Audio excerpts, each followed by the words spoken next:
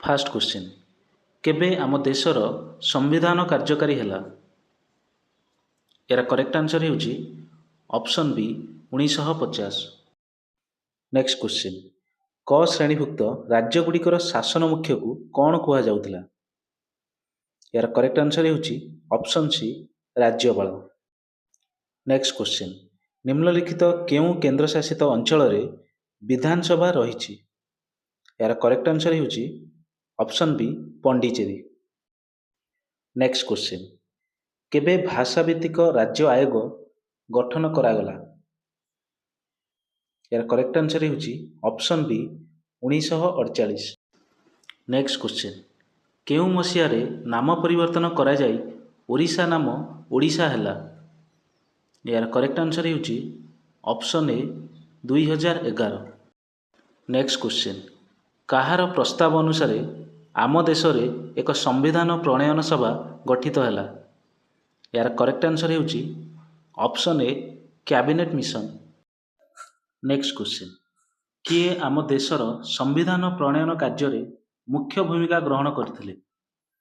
ଏହାର correct answer ହେଉଛି option D doctor Bhimrao Ambedkar. Next question, କେନ୍ଦ୍ର ମନ୍ତ୍ରିମଣ୍ଡଳ କାହା ନିକଟରେ ସାମୂହିକ ଭାବେ ଉତ୍ତରଦାୟୀ?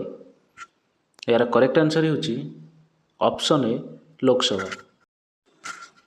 ବର୍ତ୍ତମାନ କେତୋଟି ରାଜ୍ୟରେ ବିଧାନ ପରିଷଦ ରହିଛି?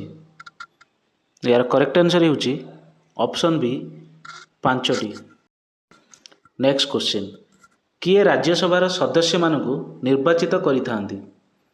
ଏହାର କରେକ୍ଟ ଆନ୍ସର ହେଉଛି ଅପସନ୍ ସି ରାଜ୍ୟ ବିଧାନସଭା ସଦସ୍ୟ।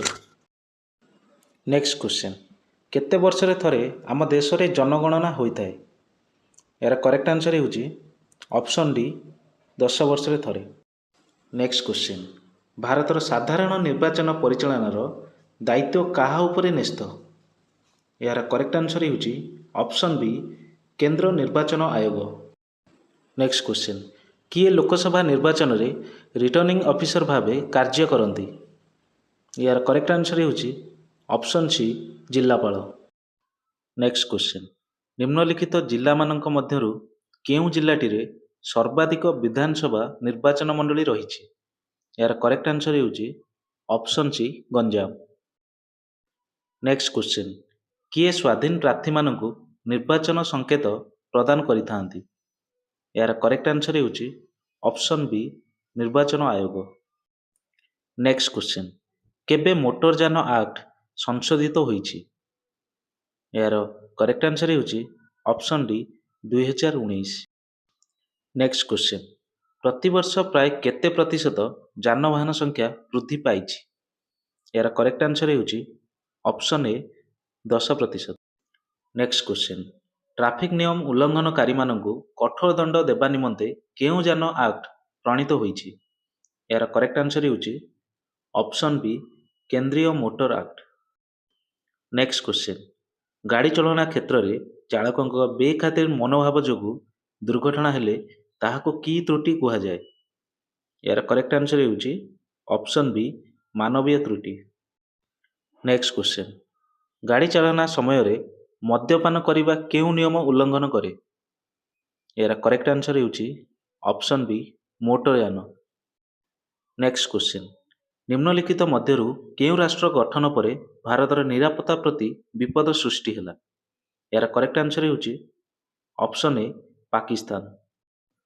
ନେକ୍ସଟ କ୍ୱେଶ୍ଚିନ୍, ସିଆଟୋ ଏକ କେଉଁ ପ୍ରକାର ଚୁକ୍ତି?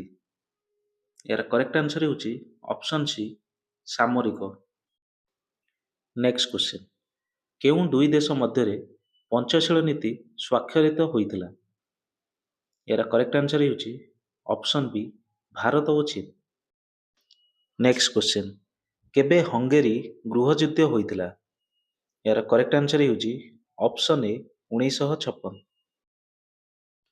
ନେକ୍ସଟ କ୍ୱେଶ୍ଚିନ୍, କେବେ କାର୍ଗିଲ ଯୁଦ୍ଧ ହୋଇଥିଲା? ଏହାର କରେକ୍ଟ ଆନ୍ସର ହେଉଛି ଅପସନ୍ ବି 1999। ନେକ୍ସଟ କ୍ୱେଶ୍ଚିନ୍, କେଉଁ ଦୁଇ ଦେଶ ମଧ୍ୟରେ ଥିବା ସୀମାରେଖାକୁ ମ୍ୟାକମୋହନ ସୀମାରେଖା କୁହାଯାଏ? ଏହାର କରେକ୍ଟ ଆନ୍ସର ହେଉଛି ଅପସନ୍ ଡି ଭାରତ ଓ ଚୀନ। ନେକ୍ସଟ କ୍ୱେଶ୍ଚିନ୍, ଶ୍ରୀଲଙ୍କା କେଉଁ ମହାସାଗର ମଧ୍ୟରେ ଅବସ୍ଥିତ? ଏହାର କରେକ୍ଟ ଆନ୍ସର ହେଉଛି ଅପସନ୍ ଡି ଭାରତ ମହାସାଗର।